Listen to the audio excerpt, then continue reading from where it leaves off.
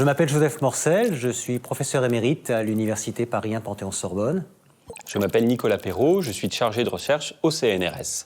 Et nous allons vous parler de L'étrange défaite de Marc Bloch. L'étrange défaite est à première vue un texte singulier dans l'œuvre de Marc Bloch.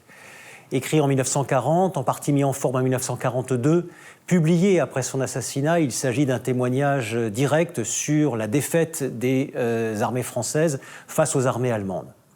Ce texte soulève automatiquement deux questions.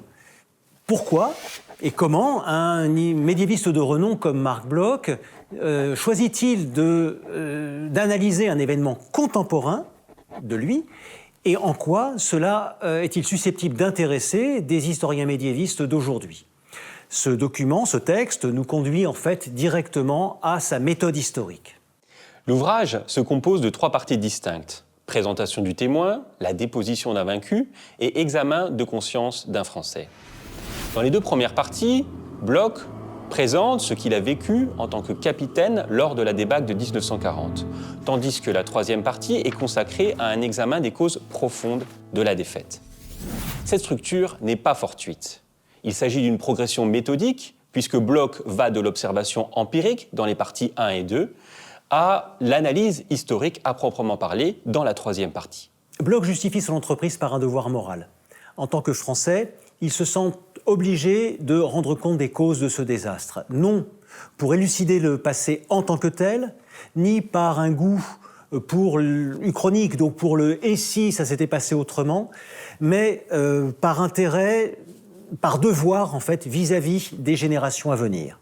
Donc cette motivation à la fois intellectuelle et morale le met en quête d'une vérité et le conduit à déployer toute sa méthode d'historien. Il soumet ainsi son propre témoignage à la critique historique, comme il le ferait pour n'importe quel document médiéval. En analysant la défaite, Bloch mobilise les outils qu'il a développés pour l'étude de l'Europe médiévale. Il examine simultanément les obstacles sociaux et techniques qui ont, selon lui, empêché la victoire. Les bibliothèques vides, la résistance à la mécanisation agricole, mais encore et plus généralement, les mentalités collectives réactionnaires. Cette approche fait écho à ses travaux sur la société féodale, dans lesquels il examinait déjà les dynamiques historiques à l'aide d'une approche conjointe des structures intellectuelles et matérielles. Sa démarche révèle aussi l'influence profonde des sciences sociales sur sa pensée, puisqu'il convoque tout autant l'économie, la sociologie, la psychologie que l'histoire. Cette dimension interdisciplinaire était au cœur de sa réflexion depuis les années 1920, en particulier dans ce milieu exceptionnel qu'a représenté alors l'Université de Strasbourg et dont l'un des fruits les plus remarquables a été les annales d'histoire économique et sociale. L'étrange défaite nous enseigne ainsi que la méthode historique transcende les périodes. Déjà en 1931, Marc Bloch écrivait à Henri Baire « Je ne suis pas et je ne veux pas être exclusivement médiéviste ».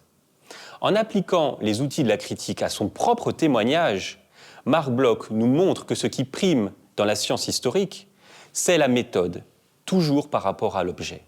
Cette leçon reste fondamentale pour les historiens d'aujourd'hui. L'étrange défaite illustre ainsi l'unité profonde des sciences sociales. Qu'il s'agisse de l'Europe médiévale ou du présent, des structures matérielles ou des représentations, Bloch nous montre qu'une même méthode critique, globale et rigoureuse permet de rendre compte des dynamiques sociales dans toute leur complexité. Sans jouer au jeu des analogies entre les années 1930 et nos jours, on peut néanmoins trouver dans ce livre un modèle d'analyse lucide du présent, en même temps qu'optimiste sur la science historique.